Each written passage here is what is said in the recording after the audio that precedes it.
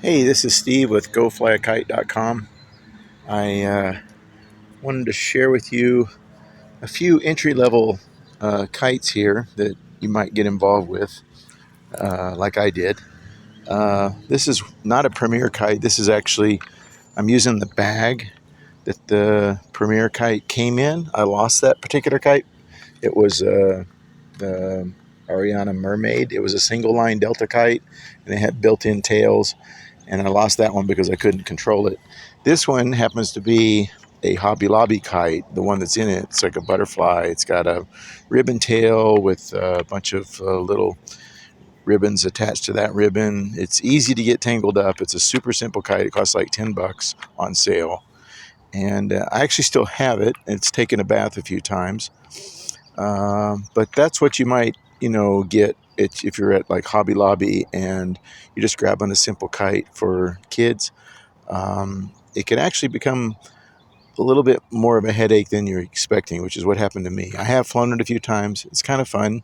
I haven't flown it a lot lately. I thought I might try to fly it today because we do have enough wind. There's some steady chop across the water out of the southeast here on White Bear Lake, which is my favorite wind direction to fly in. And the amount of wind today is supposedly like 9 miles an hour. I don't really see it too much, but maybe the broader leaf trees are moving, so maybe we do have that much. We will find out when we get out on the beach. But the second kite that I purchased, because I couldn't wait for a couple of ospreys that I had ordered to come in, I wanted to go fly right away. Once I decided to get into sport kites, I got the neutrino, and I went to the wrong location where there was like a lot of trees blocking the wind, and little did I know I was going to have a very frustrating day out on a softball field in Roseville at Central Park. That those softball fields are kind of down under a hill, and there's some huge trees blocking the wind, and this kite just simply would not work in that setting. So I ended up getting really frustrated, and I took this kite back to the hobby store where I bought it, and I got the Nexus. Um, my experience flying the Nexus at that location was not much better. It was a little bit better, but the location was what the problem was, not really the kites. Um, and then I found a bigger softball field and park in Maplewood, or on the edge of Maplewood in White Bear Lake, Lakewood Park. And I actually had a better time flying the Nexus.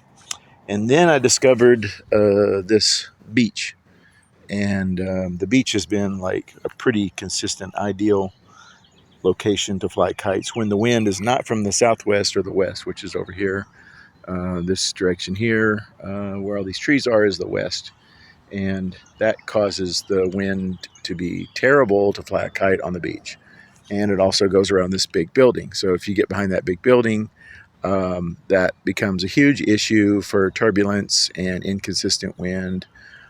So um, the Osprey has been a fun, dependable kite for the money. It's about $53 retail.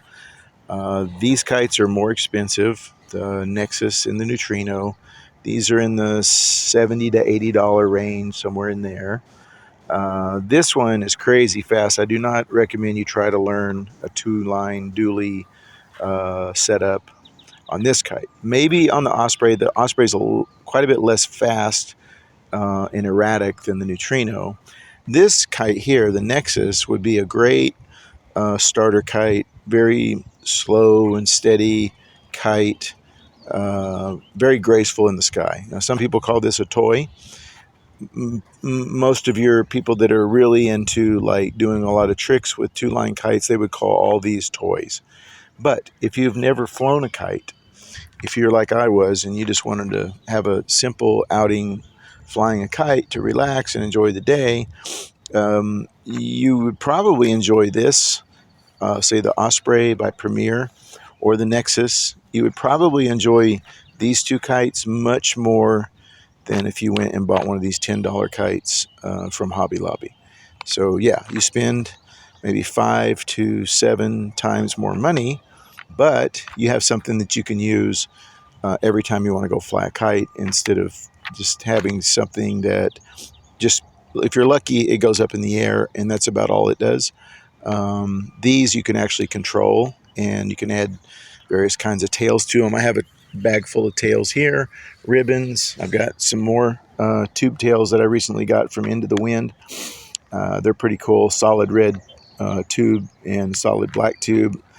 Hopefully you'll see those soon on my videos. I'm planning to make a new video fairly soon.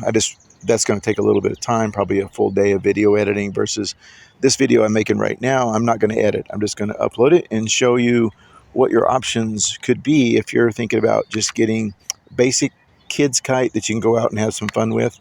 You do need to learn how to fly these, which is not really that hard if you have the right conditions. Like the Nexus is crazy easy to learn.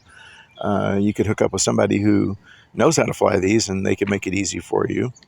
Winding up the lines, is a little bit of a technical learning curve, and you can cause yourself some problems by wrapping up the lines inappropriately, which would cause knots and tangles.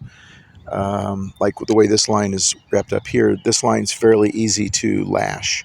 These lines are fairly easy to lash, whereas the way I wrap up these other kite lines, they don't lash because of the way I wrap them in an X pattern.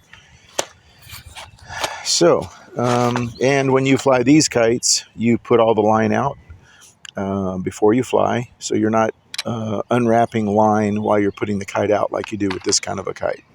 I hope that helps you. If you have any questions, just ask them in the comments. I'm going to fly all three of these kites, I hope, this morning, and show you what that is like. So look for that video, how each one of these different kind of kites flies for me. Thanks for watching. Please like and subscribe. We'll see you next time. Bye-bye.